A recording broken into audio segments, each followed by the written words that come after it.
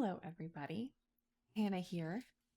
I hope you're all doing well on this last day of June. Long time no see, right?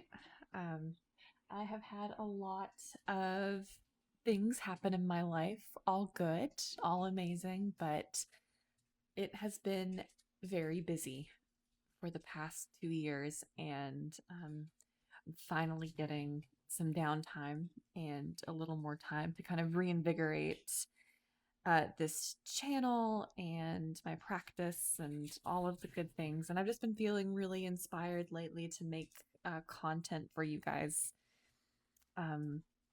I have really been wanting community lately, and I live in a pretty isolated place. There's not a lot of tarot people around, and it can be hard to connect with the ones that do, just with the busyness of life. So I'm kind of taking a pivot. I want this channel to be a little more relaxed, a little more of like a hangout with me and talk about tarot vibe. So if you are in the mood for that, I thought that I would dip my feet back into making stuff with a little deck collection moment. I'm going to do tarot decks in this video. I might do oracle decks in the next one if you are all interested. I will make a quick disclaimer that my collection to me, I think, is pretty big, but I know to several it will seem very small. I actually have been kind of on an accidental no-buy that lasted like 3 to 4 years, which is great, but you'll be looking at these decks and think, huh, that was like really big in 2019. And then you'll like hear me say, oh, I bought this one a few months ago. And that's why. It's because there was kind of a gap in between my purchases. So I definitely suffered in the beginning from the thing that a lot of people do, especially in their early 20s when they're getting into this kind of thing, where you just buy everything that's pretty. And I'm 30 now, and I've been reading for people for coming on a year. And I guess like I say professional in air quotes capacity, and it's changed my perspective on things. And you'll see that as I go through in the way that I talk about some of these decks. I am trying to be a lot more intentional about my deck purchases, as we all are in this economy. And anyway, I won't make this like a 10-minute intro because I'm bad to do things like that. And like I have a tendency to caveat everything. So I'll go ahead and get started with the collection itself. This is my OG Rider-Waite deck. This is the Brigh Tarot. Everybody loves it, I think. It's got that linen finish that is so hard to dislike. I mean, it shuffles beautifully. They did a wonderful job with the remaster, I think, remastering the images. The details are very sharp. I feel like it's a very faithful reproduction.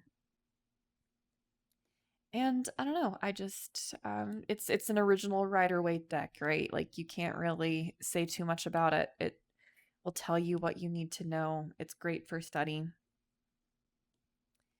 If feel is important for you, if shuffling is important for you, I think this is your guy for sure.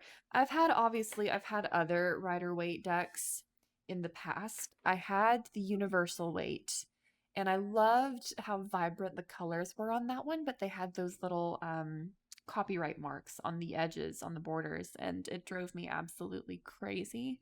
So I switched over to the the borderless Centennial. Really loved that one, and then I moved, and it got lost in the move. So it might pop up again one day, but for the meantime, the Brigh is my guy. I will also point out something that I love about this deck, and it's that they were thoughtful enough to include 3 different lovers cards. Now, I was reading the Amazon reviews, and it cracked me up because there were people who were leaving reviews like, there's been like a defect in the print. They sent me 3 lovers cards. I don't need three lovers cards. And what's funny is I don't think that they realized that you have like the traditional heterosexual couple here in the middle, but then they also included a gay and a lesbian couple. And I think that that is such a sweet touch. Obviously, we all know that tarot, especially mass market tarot, lacks diversity. So just the thought of including that choice for readers, I think, is so lovely. Um, and you can customize it based on who you're reading for. But anyway, if you were confused about that, just know it's not, they're not the same card, guys. Zoom in. And I think it also is funny how I don't think that the people that were leaving reviews were like offended. I mean, some of them might have been, but I don't think generally that they were like offended by um the gayness, right? I think it was more like they just didn't realize that they had different lovers cards. They just thought that they got a three-peat. And I think it's funny because it talks to me, or it says to me rather, like, as readers, sometimes we like know the cards so well, we see them every single day, that we kind of like forget to really look at the little details after a point, because like we've studied the imagery inside and out. And um I think it's funny how even the most seasoned readers, right, how we can sometimes miss things. Okay, that is the Brigh. Love her. I'm gonna go ahead and start with the rest of my Rider-Waite clones. Now, I know that there is probably some debate about what constitutes a clone. For me, when I say clone, and the majority of my decks are based in Rider-Waite imagery, but a clone for me is one that very closely mirrors the original imagery. Like, for instance, like the Linestrider Tarot for me, which is in this collection. It follows the Rider-Waite imagery closely in the meanings, but it's not a clone, in my opinion. What is a good clone is the Ethereal Visions Tarot. And this is probably my most used clone in the Rider-Waite system anyway.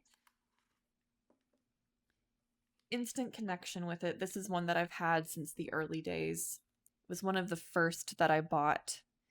And I love Art Nouveau, like just that style. I always have. It's just so feminine and beautiful, and just really speaks to me. And the gold foiling is just so lovely. And for the most part, the representations are very similar to the original Rider-Waite, just in that really lush, beautiful Art Nouveau style that I love so much.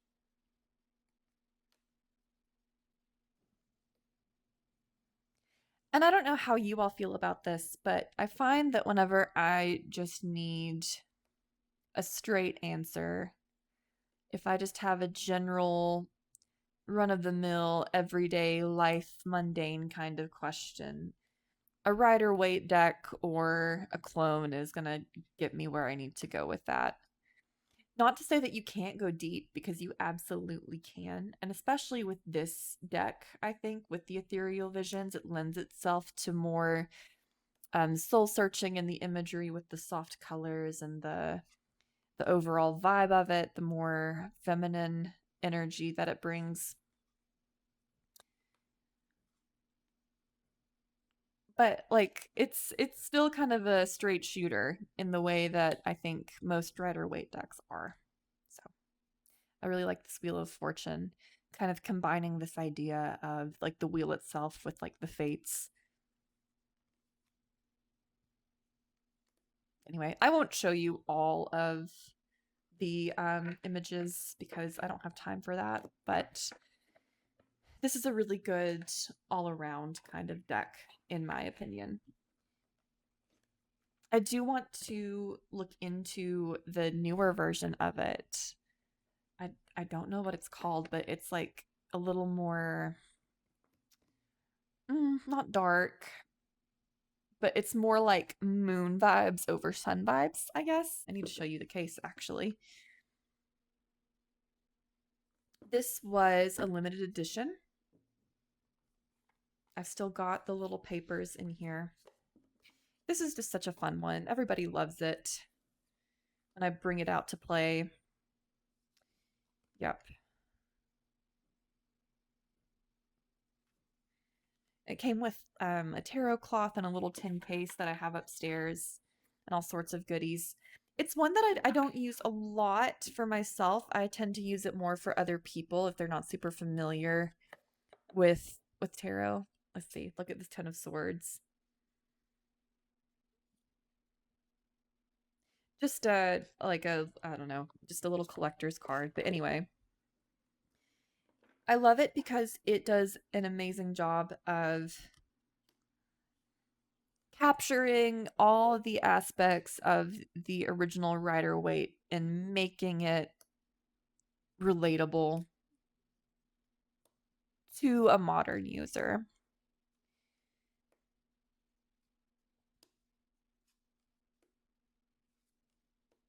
Like the Eight of Pentacles, right? Like it's the card of mastery.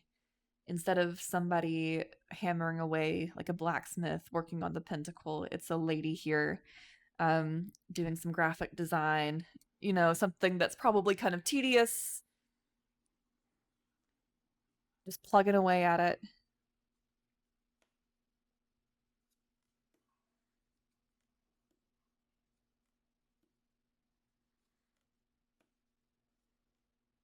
Cardstock's really nice and thick, but it's still kind of got that glossy, slippy thing that I like.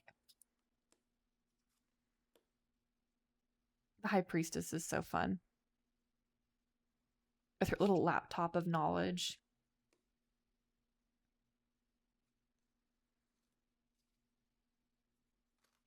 There it is. There's the Ten of Swords. Just so iconic. And to me, like, this is it. This is what the Ten of Swords is. It's doom scrolling.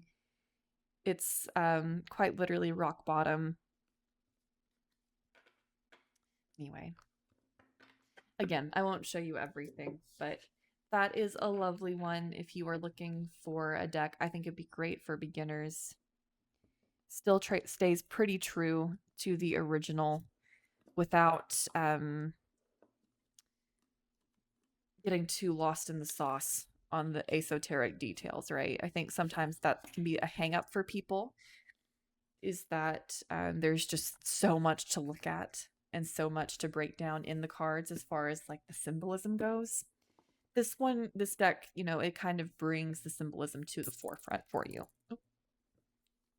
My next Rider-Waite is one that I haven't used in a little bit, but it is the Everyday Tarot by, of course, the one and only Biddy Tarot, Bridget Esselmont. I bought this one because I needed a little guy to carry around with me. And did I carry it around with me all the time? No, not really. But for a little baby mini deck, I think it suits me just fine. I love like the little purple backs, and it is like the perfect little mini size. Again, lots of purple, lots of gold and white. You don't see any other colors. And you'll notice as I move through this collection, I do tend to enjoy decks that use color in intentional and sparing ways. I love color in decks. I love a vibrant deck. I have plenty of those, but I do really appreciate color symbolism whenever it's used well. But this deck is very minimal. You get just enough of the Rider-Waite imagery. It's all very obvious, like obviously that's the tower, you know. All of the minors are illustrated. There are no pip cards. It's just a nice, minimal deck. So if that's something that you're looking for, that could be the one for you. The next deck is one that I don't really work with much anymore. I originally bought it because at the time when I started reading tarot in 2018, I was looking for something that was a faithful Rider-Waite adaptation that still gave me all of the details that I needed to see, but also gave me a little more than what the original cards gave me. And so this is the Mystical Manga Tarot. Now, manga art does not really speak to me. It's not really my thing, but I appreciated the personality of the court cards, right? Those tricky court cards. And it is absolutely beautiful. Even though manga art is not really like my thing, I still think it's a stunning, stunning deck.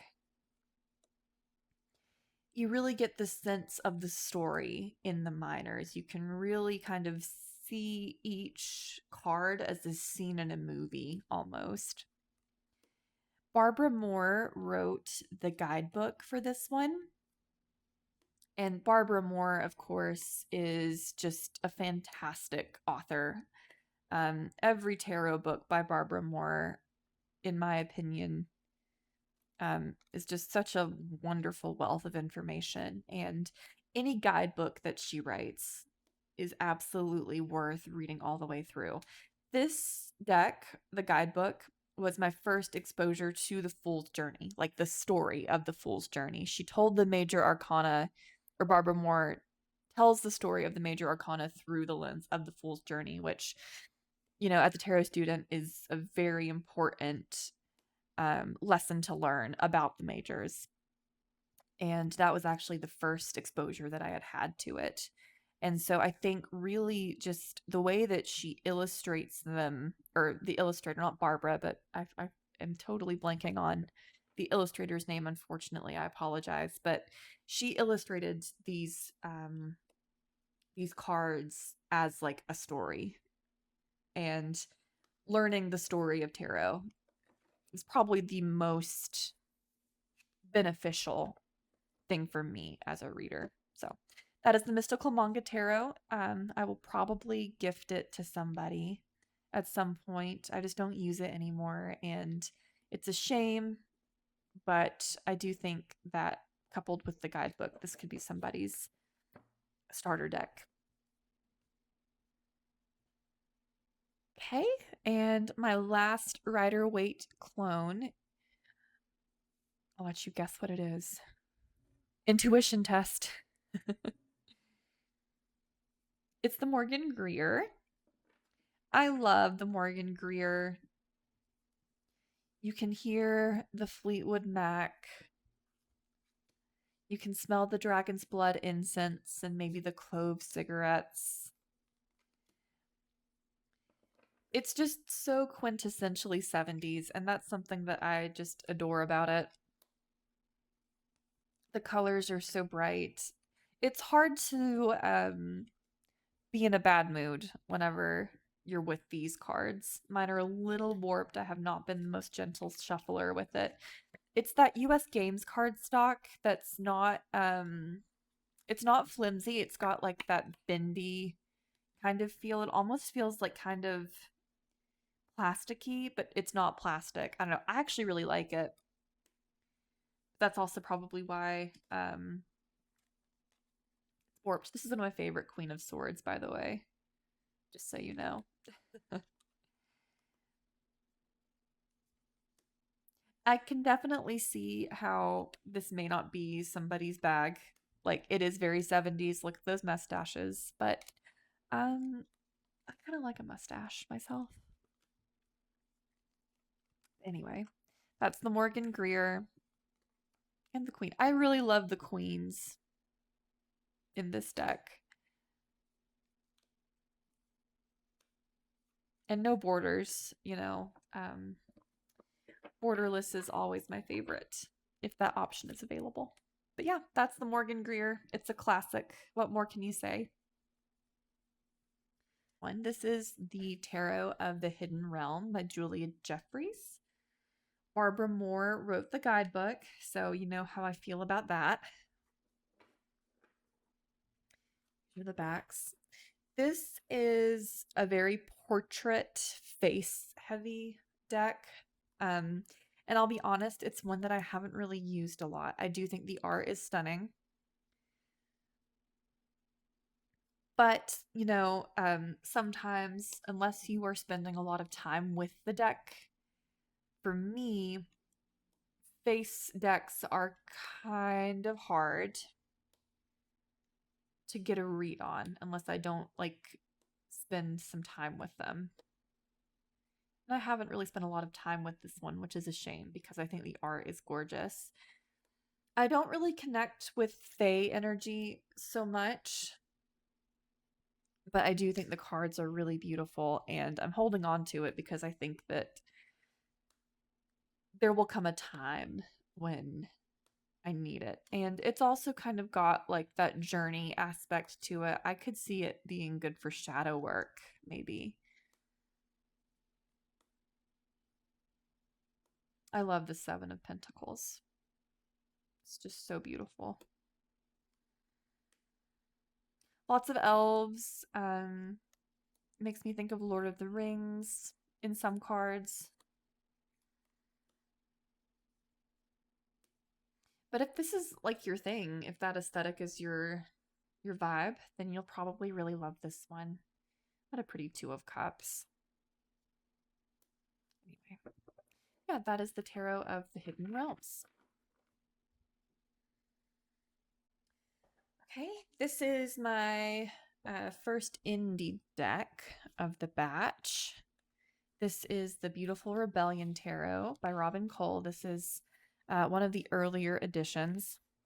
I got it in 2019, I believe. But it is a classical art deck. I know that there are quite a few on the market these days. This is one of the first ones, at least that I remember seeing. It's really beautiful. It's got that linen finish that I love, so it's easy to shuffle. I am a history person. I've got a history degree. I'm also an art history person. I have a museum studies degree. It's not the same thing as an art history degree, but there is overlap. And I have a really profound appreciation for, art in general. I'm not an expert by any means, but there's something about a deck like this that really encourages you to put your brain on the imagery and really actually look at what's going on. Look at that Empress. I mean, come on. And this is one of my favorite emperors of all time. I'm an Aries, the Emperor is my guy. It's stunning. It's beautiful. I use it for a lot of personal tarot pulls. I've used it for other people, reading for other people. Messages that come through are sometimes quite profound. Like you can have a very basic question about something, and 30 minutes later, you're still kind of journaling about it.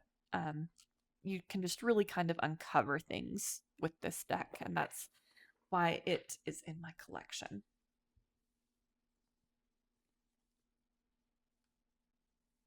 All right, what could be in this black velvet bag?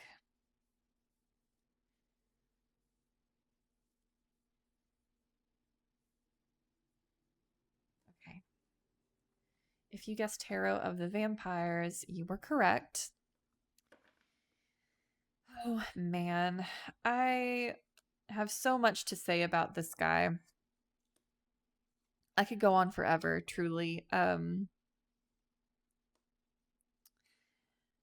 Tarot of the Vampyres, I of course learned about from Racine, who I love very much.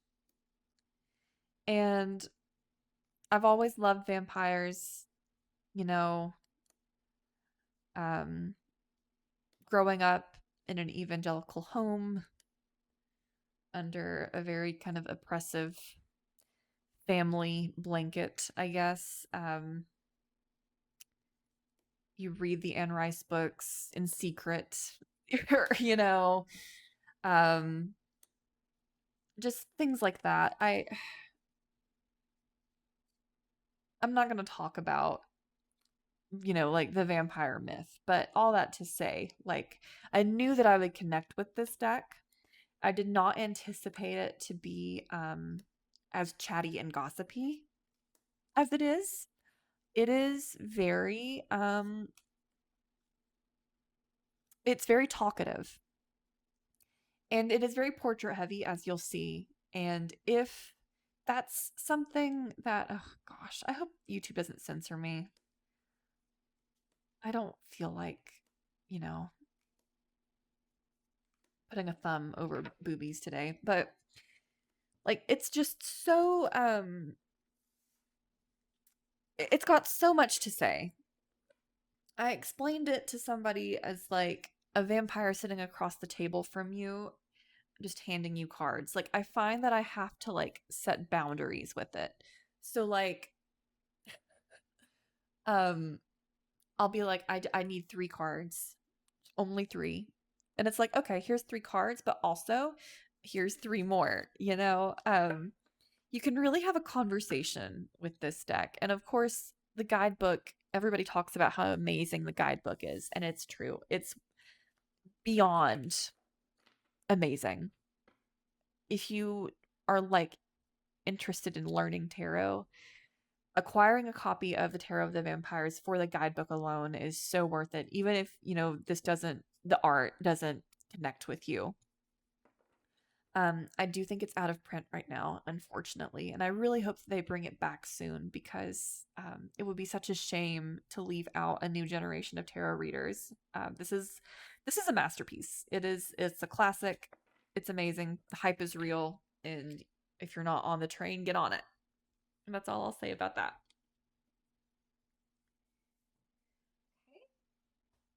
My last bag here is the Linestrider Tarot.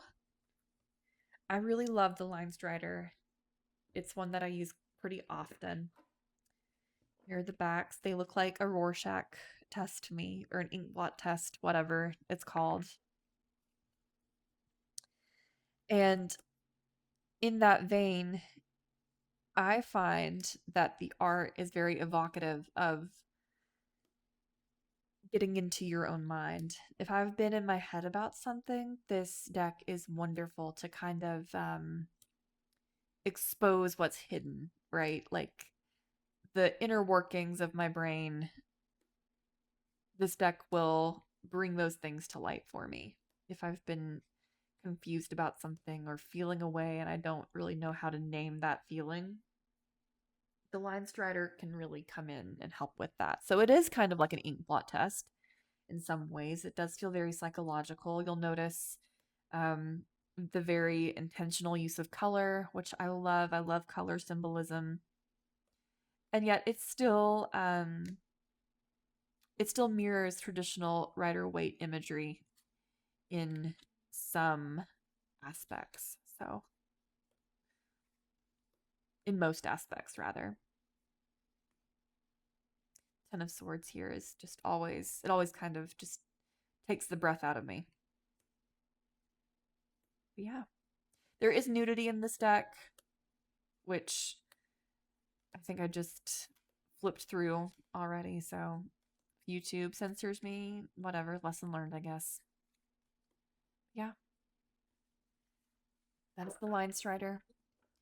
If you do like dream work, if you're doing shadow work, if you're doing anything that involves diving deep within, I think the Linestrider is a great one for that.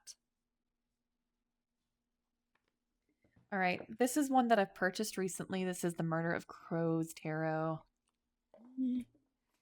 I love this one. This is another one I think that has a lot of hype around it, and the hype is real. Amazing for shadow work. I've used it for client readings as well, and it's lovely. If you are if you enjoy darker imagery in your decks, or you're lacking a darker deck, this is a great contender. If you resonate with crows, ravens, this is your deck.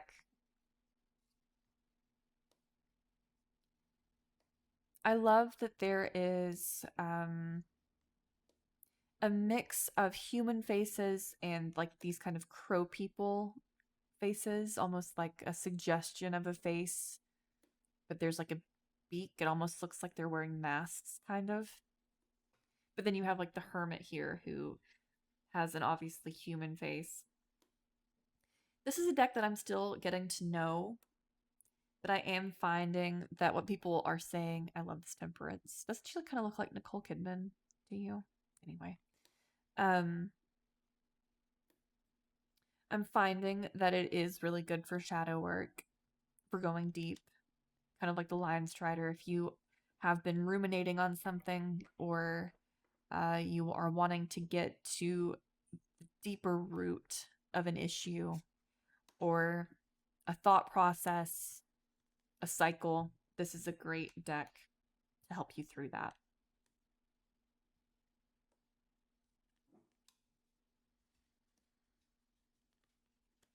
I like that moon. I like that moon. I do. Okay. All right, that's the Murder of Crows Tarot. You'll find that I enjoy a good balance of more like light-hearted decks with the darker decks. Okay, now before you roll your eyes at me, guys, this is the Margarete Petersen Tarot. This was a used bookstore find. It is a little, and I apologize if you don't feel this way. I apologize if you love this deck. I enjoy this deck, but it is a little pretentious, I think. It is quite abstract, surreal, very modern. It's a great meditation deck. And I don't know if you heard my dog just make a disgusted cough sound, but that's what that was. Really gorgeous images. I kind of want to go in and trim off the edges and just make it like an oracle deck almost.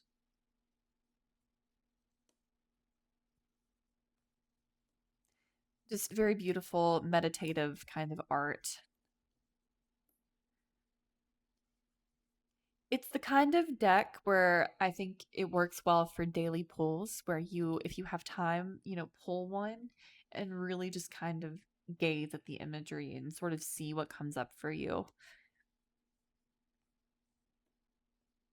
It does feel very mystical, I think.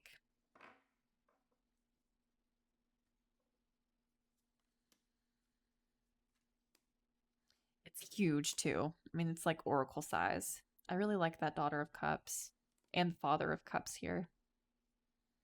Anyway, that's the Margarete Petersen Tarot. Again, great if you are a fan of that kind of art, or if you love like a nice long zen meditative daily pull.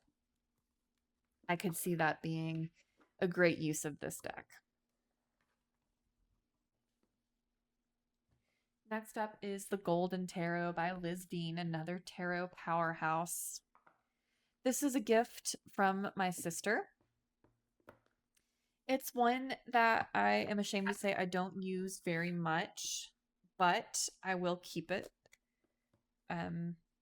because my sister bought it for me, and I do think it is a lovely deck. It does have that mass-produced thing, right? Like the cardstock is quite flimsy. I'd be afraid to sort of shuffle it, but it has a medieval manuscript kind of energy that I really enjoy. I just haven't quite found a way to use it in my practice. They do have pip cards over illustrated minors, which isn't a problem for me. Sometimes I like a pip deck more than an illustrated one just because it kind of forces you to think in terms of like numerology, and you're left to your reading is left to your knowledge, right?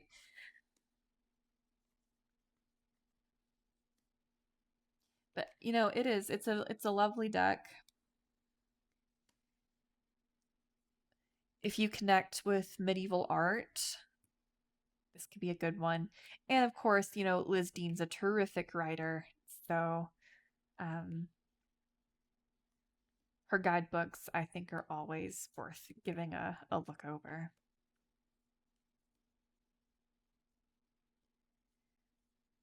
I think this one would look really nice if I edged it maybe in gold.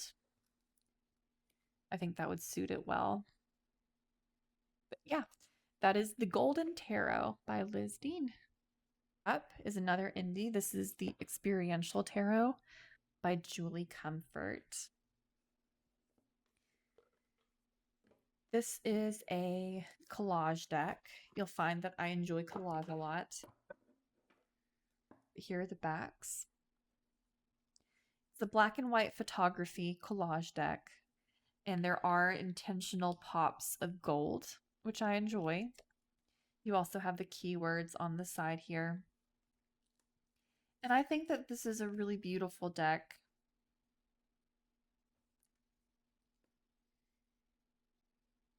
The photography is gorgeous, very evocative of the original Rider-Waite meaning. I love these lovers, and I probably need to cover boobs, unfortunately. Thanks, YouTube. The Six of Cups on the tire swing is so sweet. It's very modern, but still very ephemeral. Great for shadow work, great for uncovering things inside of you. And I've also used it for other people, and it's really good at kind of getting to the heart of the problem in a gentle way, I would say. It can pull no punches when you need it to, but I find that more often than not, this deck is a fairly gentle one. I really love this chariot. That is the Experiential Tarot by Julie Comfort.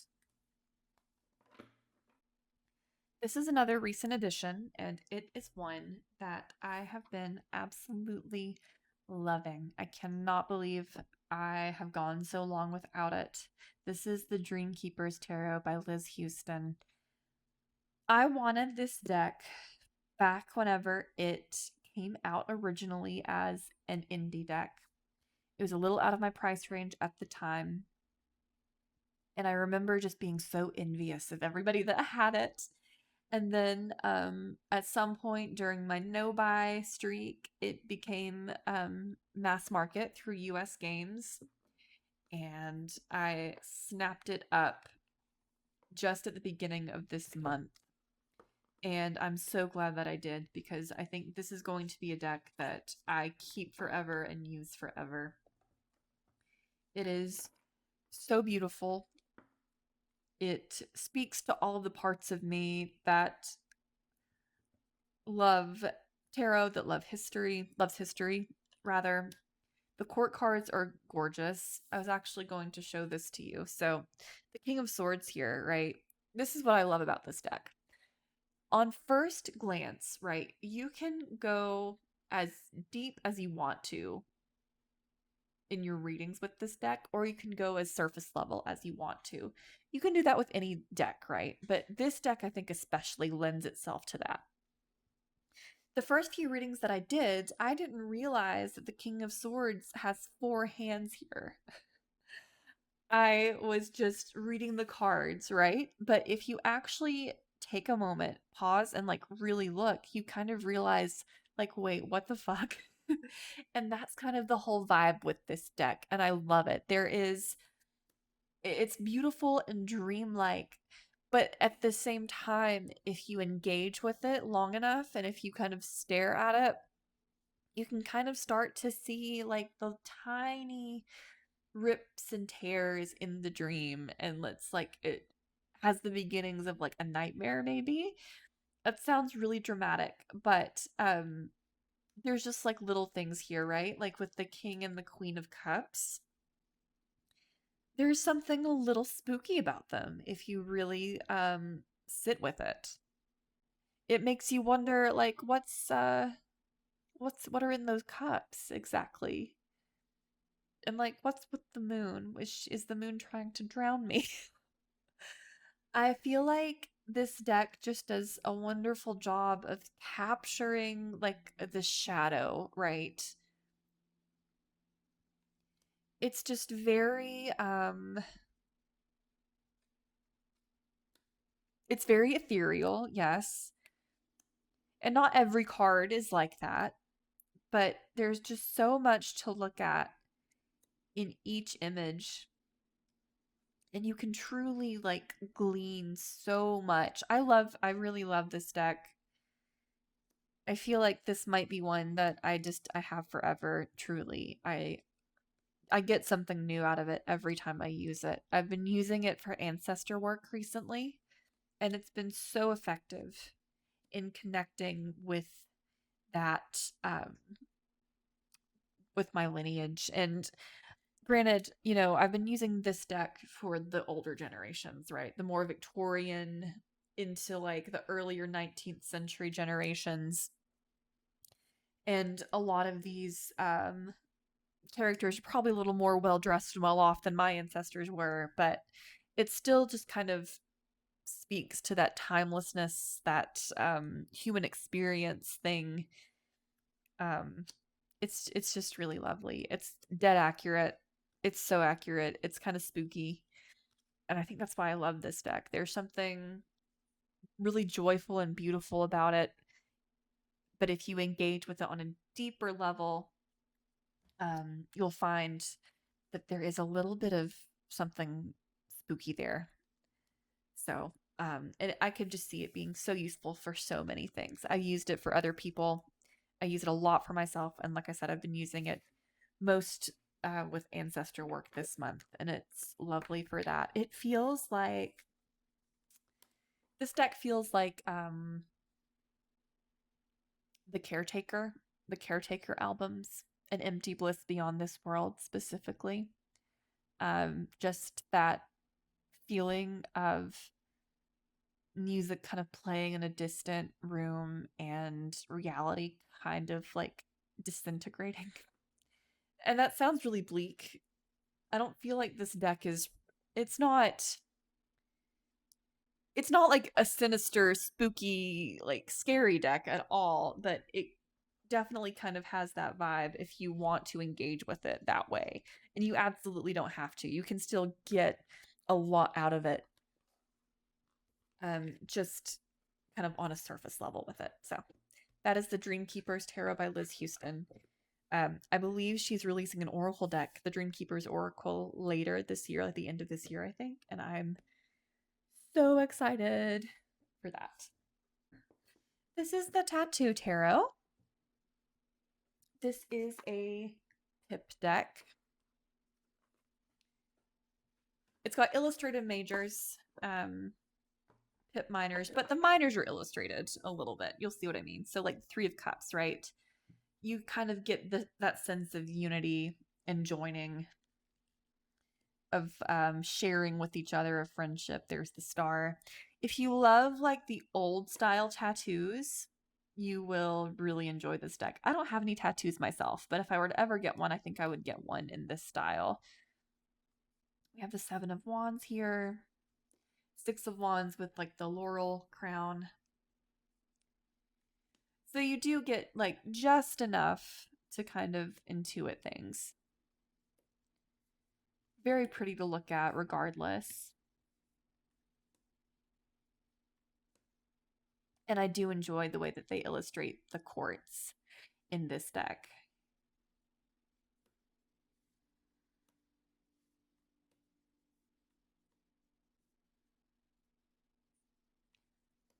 I feel like if you are a beginner with pip decks, this is a great one to get started with.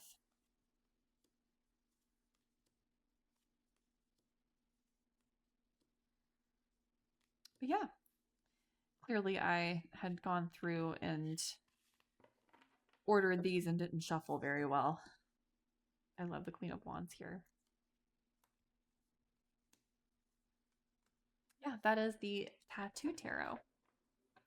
I don't use it a lot anymore, but it's a great one if you're starting out with pips, and I might gift it one day if somebody connects with it.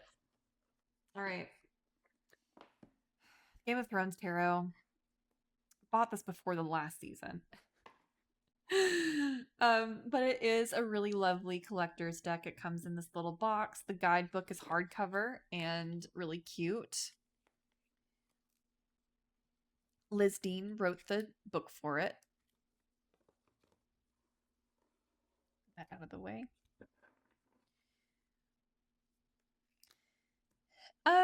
I don't really use it that much. This was more of a novelty purchase for me. I don't agree with all of the depictions on the cards, but for the most part, I think they did a really good job with it. It is like an official HBO deck. Came out in 2017.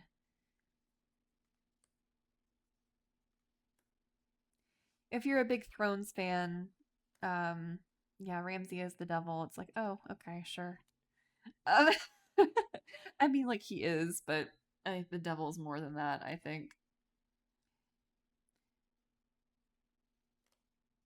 I won't linger too long on this one, but I'm glad I have it. We'll probably offload it to somebody, to be honest with you. I just don't really. I know I haven't even watched House of the Dragons, guys. Like I just don't really resonate with Game of Thrones so much anymore. But this is a really beautiful deck. It's nicely produced. I can't say that I really used it in readings very much because this is more of like a collector's thing for me. But I can't really speak to how well it does in a reading. But I'm sure someone else on the internet can. But yeah, that's the Game of Thrones Tarot. This is another one that I don't use a lot because it's kind of unwieldy. It's the Druid Craft. Of course, you know, the Druid Craft Tarot is a classic, and you get a really significant guidebook, which I love. I love anytime I get a juicy guidebook to read. But the reason I haven't used it is because, I mean, like, look at this. They're huge. They're huge. And I know a lot of people trim their decks, or trim this deck. I do feel like trimming it would help a lot. But it just, I don't know.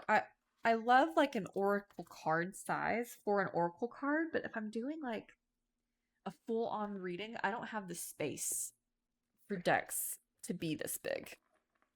Like if I have to store it in 2 halves in a box, like no wonder it hasn't came off the shelf. And that's a shame because this is a great one if you are connected to Celtic, Druid, you know, imagery, ancestry, what have you.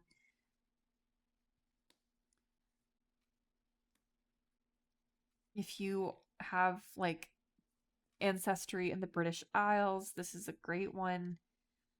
Or if you're just curious about those myths, this is a lovely deck. And it's really beautiful. I just haven't really used it. It's just a lot.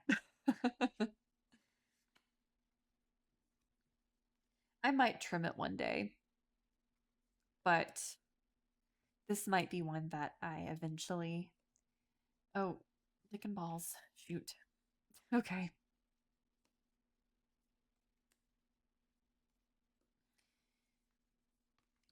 And there is a lot of nudity in this one, which is fine by me, but not by YouTube, unfortunately. So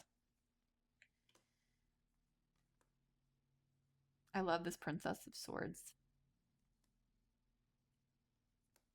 But yeah, that is the Druid Craft, for better or for worse. Next one is the Spirit Keepers Tarot, Vitruvian edition by the Benabel Wynn. What can I say about Benabel that everyone else hasn't? Just the fact that she has done so much for tarot, for the tarot community, and she blesses us with her knowledge every day. Holistic Tarot is a great book to have for any tarot student, of course. She's just so generous with her knowledge. But this is another deck that I'll be honest, I haven't used quite a lot just because I find that like it lends itself so well to more of like a formal mystic spiritual kind of ritual almost. And um what I love about this deck is that she gives you 3 Fool cards that you pick at the beginning of your reading as your significator. We have the Initiate, the Seeker, and the Keeper. And you pick your Fool card based on the sort of on the question that you want to ask, basically. But it really is a lovely deck. She illustrated all of these, I think, with like ballpoint pen, and she might have like touched them up digitally later, but I mean, it's just a testament to what humans can create. This was pre-AI, like it's beautiful. And so esoteric and loaded with symbolism. Like this is almost a study deck for me. Not almost, it is pretty much a study deck.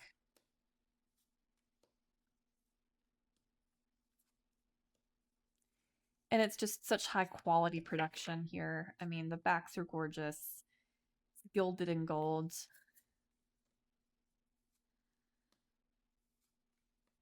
You can tell that this was just a labor of love, and that's what I love about indie decks, about self-produced decks. You really get a sense of the creator of the deck in your hand um, whenever it's delivered to you. And you don't really get that feeling so much with the mass market decks. Just the level of care that was put into this is truly unmatched. So it's a very special part of my collection, even if I don't really use it every single day. Okay. Next is one that I've already talked about on this channel, but it is the Wild Unknown Tarot. This was my first tarot deck, as it was for many people. I know people either love this deck or they hate it, and that's okay. I love it. Call me basic if you want. I don't care. What really struck me about this deck whenever I made the purchase for it was the simplicity of obviously I've trimmed it down a little bit, but it's got that thing that I like, intentional splashes of color. I wouldn't even say that I'm someone who is I don't really connect with nature decks, animal decks as much, but this one is kind of an exception because there's just something about it I find that really kind of helps me tap into my intuition and my subconscious. And it's very much like a cyclical kind of deck. Like we're talking about like cycles of life here, right? With the death card. And just really classic ideas of animal symbolism, like strength as a lion. You know, it's not really that hard to read, in my opinion. I do really love this depiction of the Wheel of Fortune. I find someone on TikTok, and her name is escaping me right now, but she's so lovely and funny. She goes through the cards and she like delivers the meaning to you in like a very blunt way. And she calls like the Wheel of Fortune kind of just generally like kind of a nothing burger card, which is hilarious because I kind of agree with her. It's like, yeah, it's fate. It is what it is. But I like that this deck almost shows the wheel as like this nest, kind of this universal thread, right? That is just being woven kind of haphazardly by whoever is like weaving this web, right? But like we, in our own way, we kind of build our web, we make our nest, and we have to live with the actions and the consequences of whatever we did in the building of that nest, right? So we make our nest and we lie in it, and that's kind of how I see this Wheel of Fortune here. See, and like meditation, right? Like third eye open. I just think it's lovely. I know it's not exactly Rider-Waite imagery, but for me, and it can be kind of pippish in the minors, but the meaning translates for me loud and clear. And for that reason, I will always love the wild unknown. And um, I will never apologize for that. I don't have to. It's okay. All right. Moving on. I have got the Crystal Visions Tarot by Jennifer Galasso. This was another used bookstore find. And it is so fun. Look at the backs. The colors are so pretty. This is a very girly deck. It's a little Y2K. The fairies are very cunty. It's giving Winx Club if you're familiar. I just think it is just a cheerful, playful deck. But it still kind of tells you exactly what you need to know. It's a pulls no punches deck, which is surprising. It's one of those like don't judge a book by its cover kind of decks.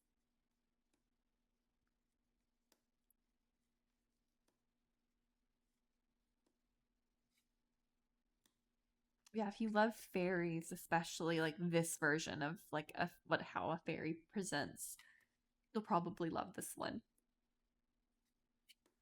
I do really love the use of color in it. It's just lovely. And I don't think there's any nudity in it, if that matters to you. Look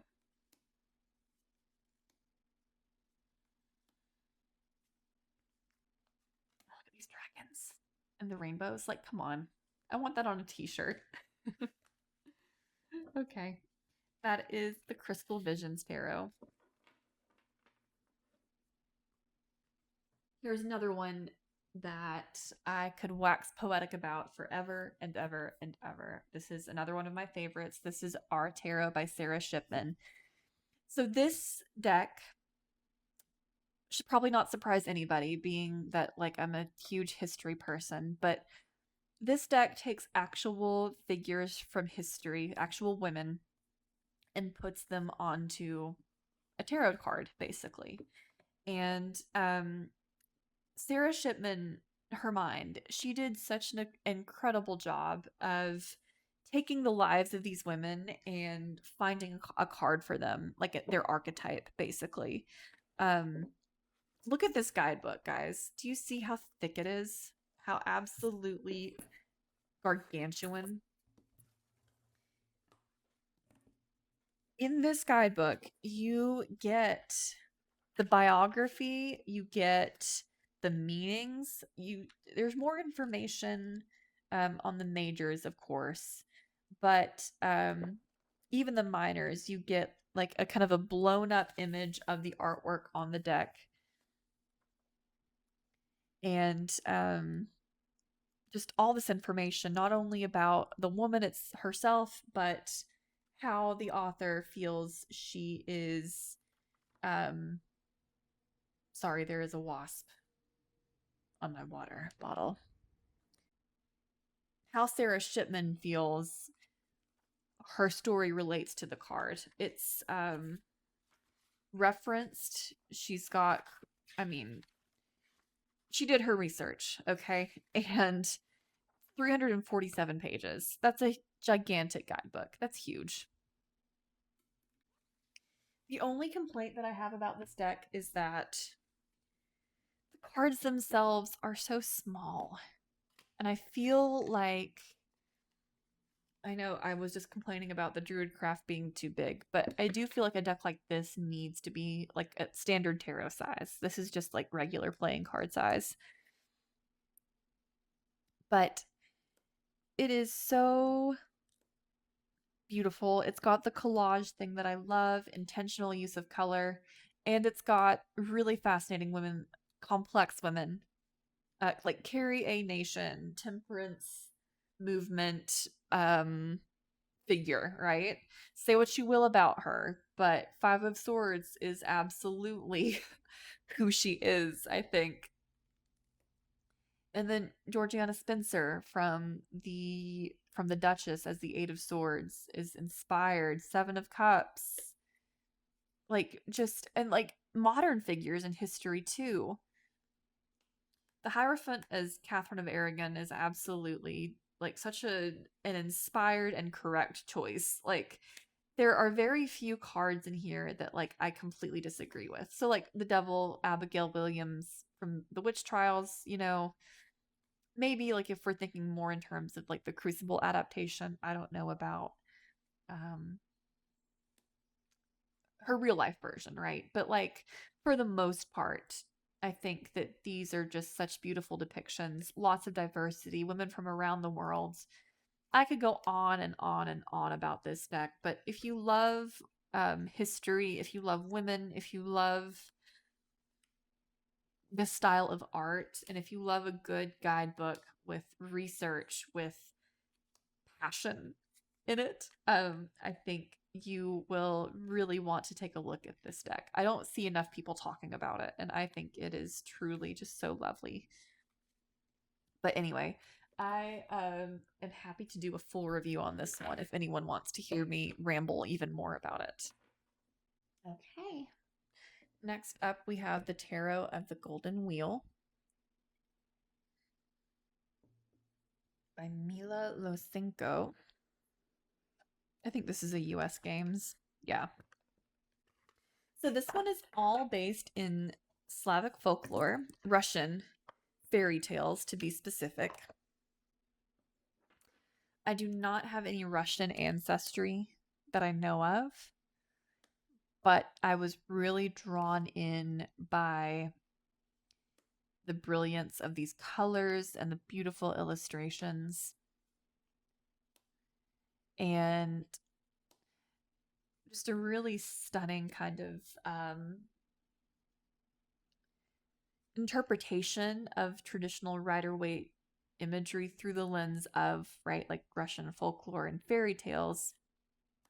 And something that I've noticed, and this could be like a thing, right, in folklore in Russia, but just a very kind of earthy kind of quality to it, like the symbolism with the earth and like very women centered, which I love.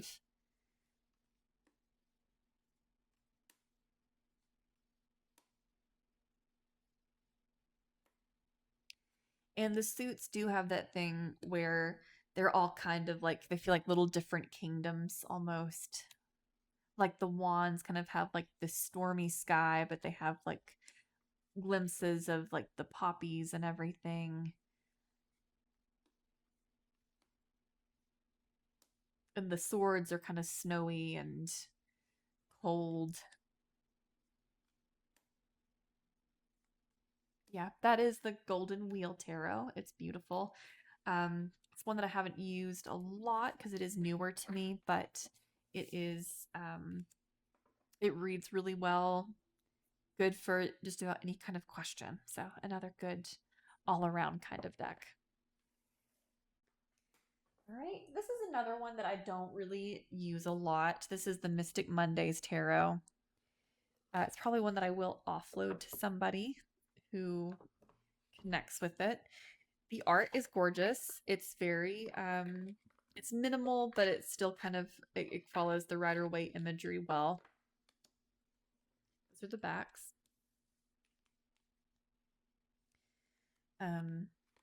Ooh, very bright. The sides are holographic. I don't know if you can really see that on the camera here.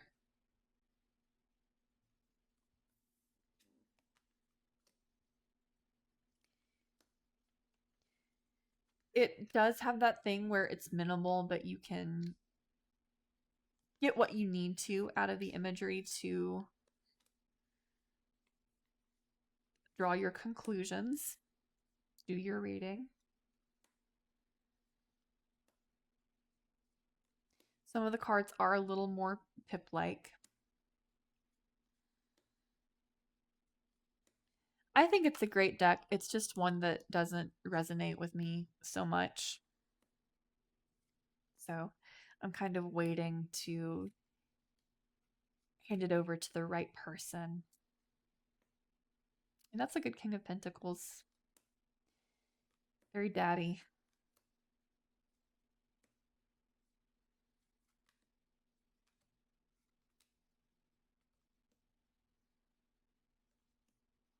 Makes me think of the 80s. Of neon lights and that sort of thing. So that is the Mystic Mondays Tarot. Again, not really one for me, but one that might be for somebody out there. So that's why I'm holding on to it.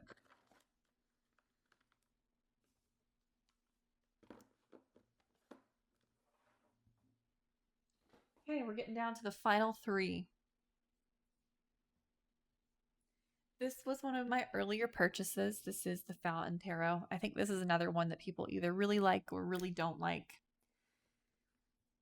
It's very Aquarian, in my opinion. I don't really know how else to describe it. It can be a little cold. People have said that before. I don't know that I would call it cold in personality. It's more that it's only going to give you the bare minimum of what you need to know. It will not complicate things. I'll say that. Really stunning, kind of surreal, modern art here.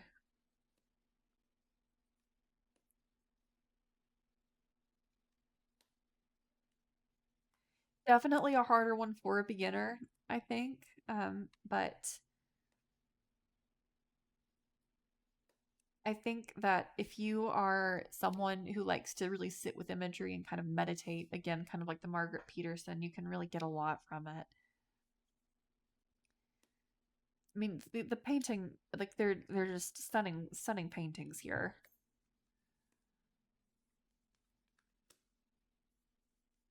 Lots of like shapes, kind of like fractal images, I guess, for lack of a better term.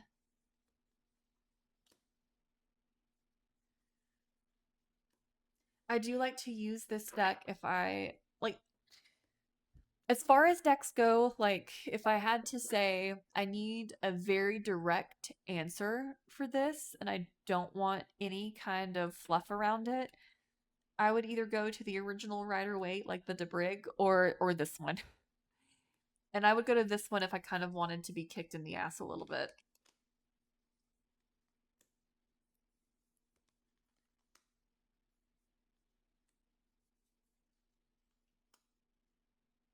Yeah, that is the Fountain Tarot. She is my aloof, beautiful queen, and I do love her. She's got a place here, and she's also edged in silver, which is a plus for me.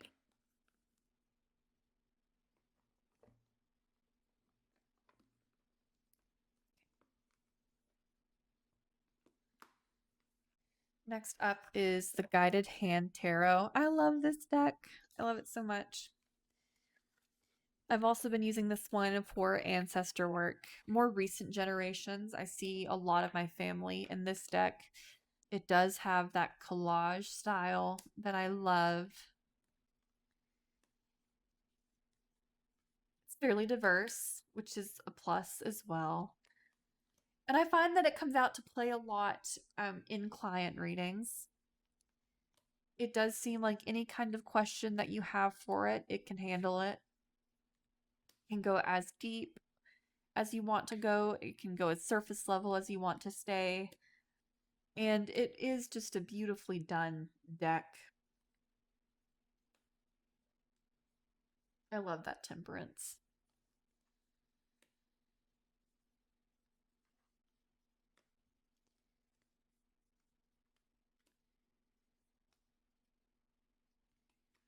very balanced, I feel. Like it's not too feminine, it's not too masculine. And the collage work is stunning. Just very well done. Inspired. You get a sense of a lot of different eras. It's very like 20th century from like 1900 onward, I would say.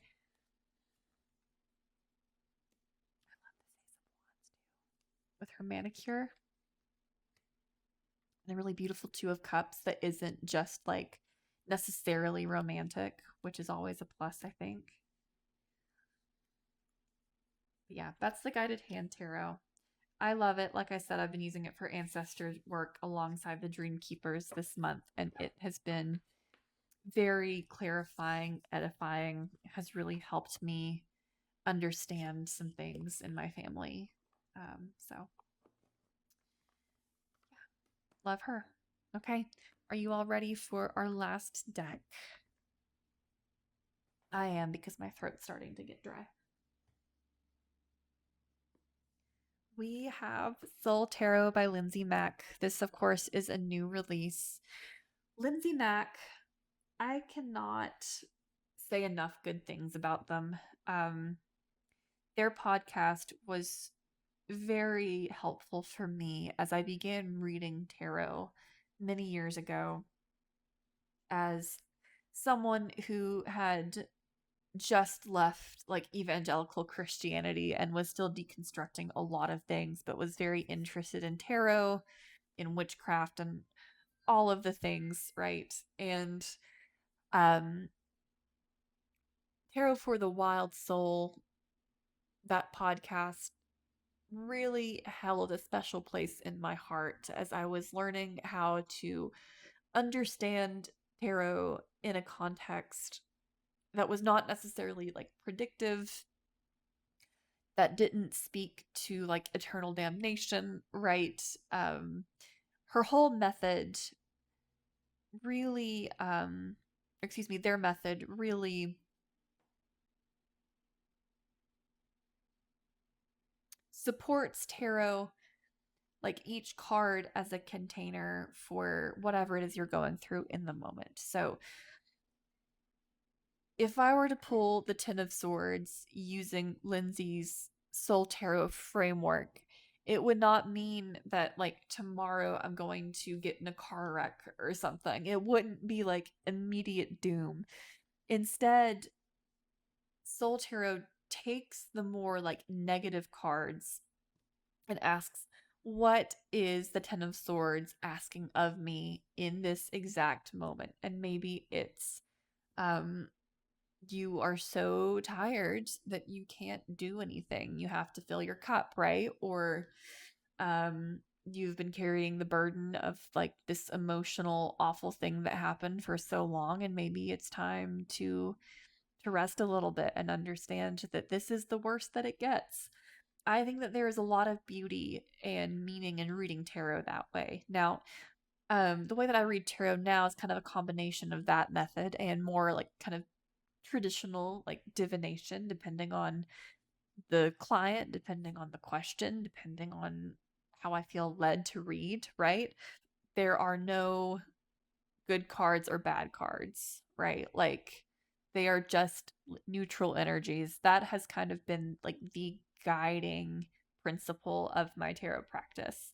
I knew immediately I had to get the book and I had to get the deck, of course. I'm still reading the book.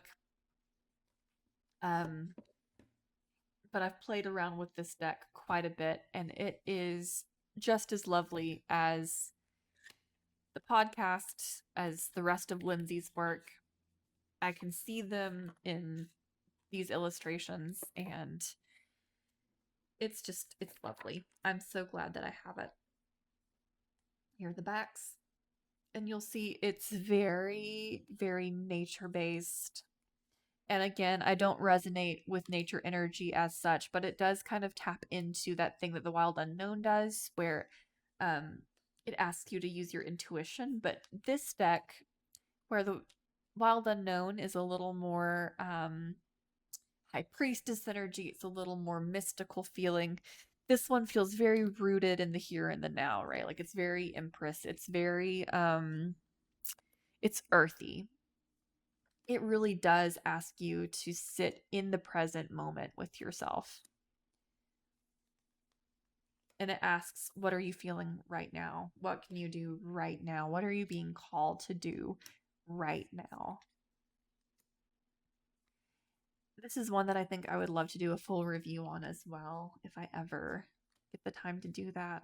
I'm going to have to finish the book first, I think, but this is something that I love. By the way, I'll show you. This is the tower and this is the star right after. I mean, what happens after a wildfire, right? Despite the devastation, it makes room for new growth, right? Sometimes we need a controlled burn to make sure that our ecosystem continues to do what it needs to do to survive, right? And I just think that's such a powerful way of viewing the tower. But anyway, I could talk on and on and on about this deck, but I won't because we don't have time. And this is the last deck, actually, so I'm going to go ahead and show you a few more cards and wrap it up.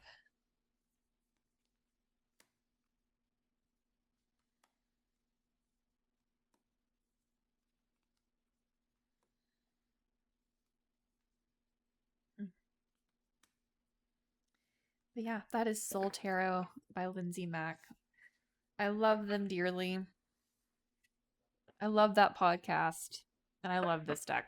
So I'm so glad that whenever I came out of my no-buy, they were getting ready to release this. Okay.